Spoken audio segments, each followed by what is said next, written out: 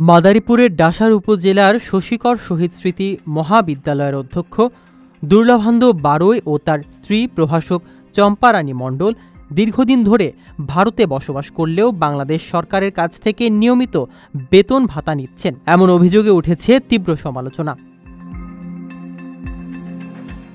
জানা যায়, পশ্চিমবঙ্গের কল্যাণীতে তারা বাড়ি করেছেন এবং সেখানেই পরিবারসহ স্থায়ীভাবে বসবাস করছেন। ছুটির নাম করে বছরের পর বছর সেখানেই ছিলেন তারা। এ বিষয়ে তদন্ত করে সত্যতা পাওয়ায় মাধ্যমিক ও উচ্চশিক্ষা অধিদপ্তর চলতি বছরের 18 মার্চ এই শিক্ষক দম্পতির এমপিও বাতিল করে দেন।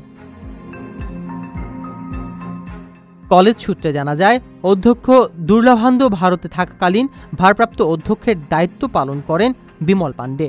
অভিযোগ রয়েছে, কলেজ প্রশাসন ও গভর্নিং বডির সঙ্গে ঘনিষ্ঠ সম্পর্ক থাকায় এতদিন তাদের অনিয়মে কেউ বাধা দেয়নি, এমনকি অফিস সহায়ক সজল সরকারও সহযোগিতা করেছেন।